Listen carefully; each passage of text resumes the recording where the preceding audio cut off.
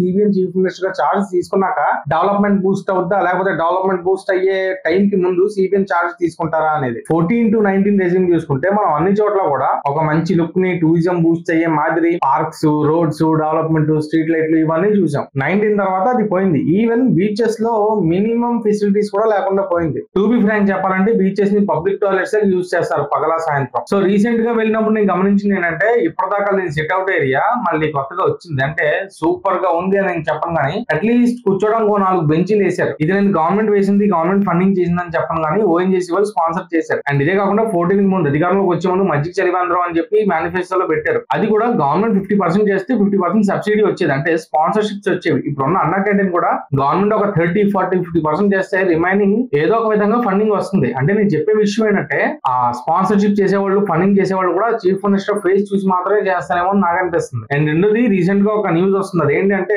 Government కొన్ని beaches కి, మొత్తం ఆంధ్రప్రదేశ్ లో 19 బీచెస్ కి ఎంట్రీ ఫీజు పెడదామని చెప్పి ప్రపోజల్ ఉన్నట్టు చూపిస్తుంది. అది ఇప్పుడు కొత్తగా వచ్చింది కాదు కానీ జగన్ గారి రెజ్యూమ్ లో అరౌండ్ 21, 22 టైంలోనే వచ్చింది. బట్ ఎలాగ నెగిటివిటీ వస్తుందని చెప్పి వాళ్ళు ముందుకు వెళ్ళలేదు. ఇప్పుడు మళ్ళీ గవర్నమెంట్ ఈ స్టెప్ తీసుకుంటుందా లేదా అని ప్రెసెంట్ అయితే అఫీషియల్ కన్ఫర్మేషన్ లేదు. కాకపోతే ఒకవేళ ఎంట్రీ ఫీజు పెట్టినా సరే ఇప్పటిదాకా ఫ్రీగా బీచ్ వెళ్ళిన వాళ్ళు కొంచెం ఇబ్బంది పడతారు. లైక్ ఇనిషియల్ గా పే చేయాలా ఇది అది అని ఇబ్బంది పడతారు. బట్ ఏంటంటే మనం తీసుకున్న డబ్బులు గవర్నమెంట్ నిజంగా స్పెండ్ చేస్తే, అంటే వాళ్ళకి ఆ చరిత్ర ఉంది కాబట్టి నిజంగా బీచ్ రూపురేఖలు మారిపోతే ప్రజలు కూడా ఒక 1.5 year లో వాళ్ళు యాక్సెప్ట్ చేస్తారు. ఇప్పుడు ప్రజలకి క్వాలిటీ కావాలబ్బా, ప్రజలు డబ్బులు ఖర్చు పెట్టడానికి సిద్ధంగా ఉన్నారు. ఒకప్పుడు కేబుల్ బిల్లు 50-100 రూపాయలు కట్టేవాళ్ళు, ఈ రోజు ఓన్లీ రీఛార్జ్లు, దాంతో పాటు వైఫై బిల్లు, దాంతో పాటు ఓటీటీలు ప్రతి ఇంటికి 500 నుంచి 2000 రూపాయల వాళ్ళు బిల్లు కడతారంటే, అండ్ అది కాకుండా వీళ్ళు స్పెషల్ గా సినిమాలకు వెళ్తారు. ప్రజల స్పెండింగ్ ఏ విధంగా పెరిగింది అనేది ఇది మనకు చూపిస్తుంది. సో కాబట్టి ఒకవేళ బీచ్లకి వాటికి డబ్బులు పెట్టినా సరే ఇన్స్టెంట్ గా తిట్టుకున్నప్పటికీ బీచ్లు నిజంగా క్లీన్ అయ్యి మంచి సెట్ అవుట్ ఏరియాస్, లేకపోతే మంచి ఫోటో షూట్ సెషన్స్, లేకపోతే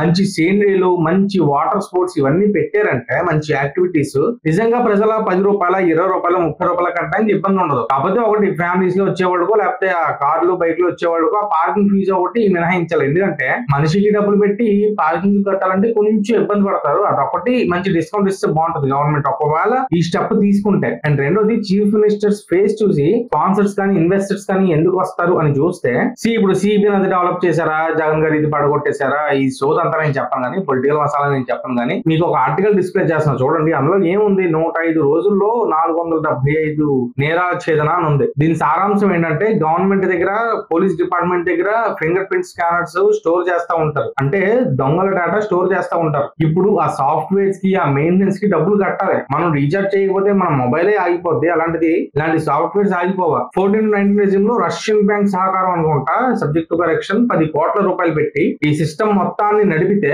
గత గవర్నమెంట్ లో ఈ సిస్టమ్ మొత్తాన్ని వదిలేశారంట. వదిలేయడం వల్ల క్రైమ్ రేట్ అంత దారుణంగా పెరుగుతుంది. సో గవర్నమెంట్ రాగానే ఈ వీటికి మళ్ళీ నిధులు కేటాయించారండి. అదే కాకుండా బడ్జెట్ లో కూడా పోలీసులకి 8,000 కోట్లు ఎంత ఇచ్చినట్టు చూపించారు కదా. సో ఫేస్ వాల్యూ ఉండే పవర్ అది. మనం మాట్లాడుకున్నాం, ఒక కలెక్టర్స్ కాన్ఫరెన్స్ కూడా పెట్టకుండా అంత వర్స్ట్ పాలన ఎలా చేశారని చెప్పి మాట్లాడుకున్నాం. అలాంటిది కనీసం ఇలాంటి బేసిక్ సెక్యూరిటీ అరేంజ్మెంట్స్ చేయకుండా ఇంకెంత వరస్ట్ గా పరిపాలించారని మనం ఆలోచించుకోవాలి. నేను డైరెక్ట్ గానే అంటున్నా, అందులో డౌట్ ఏం లేదు. మినిమం రిక్వైర్మెంట్స్ పోలీసులకి ఇవ్వాల్సింది ఇవ్వకపోతే ఇంకా స్టేట్ పరిస్థితి ఏంటి? మీరు మాత్రం 100, 200, 300, 400 మందిని సెక్యూరిటీగా పెట్టుకోవచ్చు. కామన్ పీపుల్ కి మాత్రం ఇదొకటి. And apart from this article నాకు తెలిసిన విషయం ఏంటంటే, పర్సనల్ గా నాకున్న ఎక్స్పీరియన్స్ ఏంటంటే, ఒక వీడియోలో మనం మాట్లాడుకున్నాం పోలీసులు పెట్రోలింగ్ చేస్తున్నారు అని చెప్పి ఆ గంజాయి విషయంలో. దాంతోపాటు పర్సనల్ గా నాకు తెలిసిన కేసు ఏంటంటే, ఒక ఇంట్లో 50 లక్షల వర్త్ ప్రాపర్టీ ఉంటే, అంటే బీరువాతో సహా ఎత్తుకెళ్లిపోయారు. వితిన్ 10-15 days లో రూపాయి కూడా పోకుండా పోలీసులు అప్పచెప్పారు. ఇది గవర్నమెంట్ చేంజ్ అయిన 2 months తర్వాత ఎప్పుడు జరిగినట్టుంది. ఎగ్జాక్ట్ టైం గుర్తులేదు కానీ బీరువాతో సహా ఎత్తుకుపోయారంట 50 లక్షల వర్త్ ప్రాపర్టీ. సో అది పరిస్థితి. Please subscribe to Leo news